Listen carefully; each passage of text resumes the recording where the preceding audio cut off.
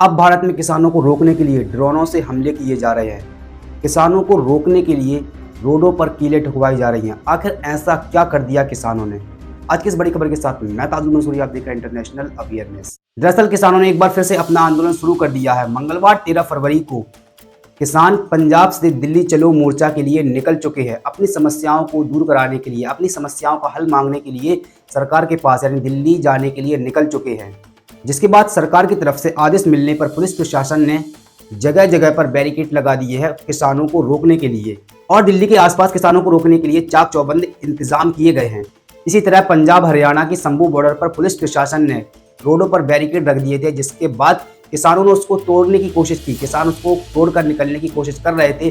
Police प्रशासन ने उनके ऊपर ड्रोन से आंसू गैस द्वारा हमला कर दिया, यानी किसानों के ऊपर ड्रोन से आंसू गैस छोड़ दिए। और किसान जब आगे बढ़ने से नहीं माने तो उनके ऊपर रबड़ की गोलियों से हमला कर दिया।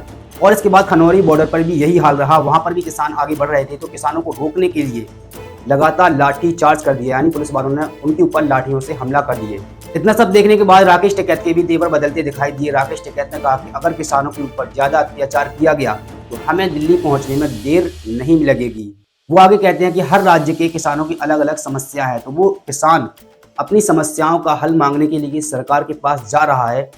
जब सरकार के पास यानी दिल्ली जा रहा है तो सरकार उसको गलत तरीके से रोकने का प्रयास कर रही है। कहीं रोडों पर बैरिकेड लगा रही है, तो कहीं रोडों पर नुकीले तार बांध रही है, तो कहीं फिर नुकीले कीलों को ठुकवा दिया है रोडों पर। आखिर क्या किसान आपके लिए इतना दुश्मन हो गया? किस तरीके से सरकार काम कर रही है, पूरा तरीका गलत है।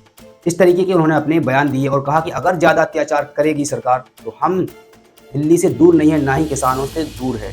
वही अब बात करते हैं मिडिल ईस्ट की। तो मिडिल ईस्ट में एक बार फिर से दक्षिण अफ्रीका ने आईसीजे के दरवाजे खटखटाए हैं। एक बार फिर से आईसीजे में यानी अंतर्राष्ट्रीय आपराधिक न्यायालय में दक्षिण अफ्रीका ने तत्काल अनुरोध किया है कि आईसीजे के फैसले के बाद भी इजराइल के लगातार राफा के अंदर सैन्य अभियान बढ़ते जा रहे हैं। लगातार सैन्य अभियान इजराइल अपने बढ़ा रहा है, जिसके बाद उनको रोकने के लिए आईसीजे को दक्षिण अफ्रीका के राष्ट्रपति पद का उपयोग करते हुए लगातार फिलिस्तीन के अधिकारों को, फिलिस्तीन के लोगों के अधिकारों का और ज़्यादा उल्लंघन करने से रोकना होगा। इजराइल लगातार नरसंहार कन्वेंशन और आईसीजे के फैसले का विरोध कर रहा है। एक भी जो फैसला दिया गया था उसमें से एक भी फैसला इजराइल नहीं मान रहा है, इसलिए आपको तत्काल कोई स्ट्रिक्ट फैसला लेना होगा।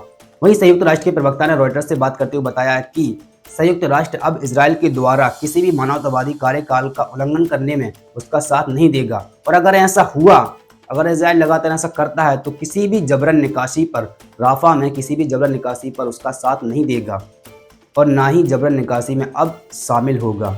उधर एक बार फिर से यमन के हौथिस ने लाल सागर में एक और जहाज पर मिसाइल से हमला कर दिया, जो कि एक मालवाहक जहाज था। अमेरिकी सेना ने एक्स पर पोस्ट करते हुए बताया कि यह ब्राजील से मकई की खोप लेकर ईरान की ओर जा रहा था, जिसके ऊपर हौथिस ने हमला कर दिया, उसको कब्जे में ले लिया है।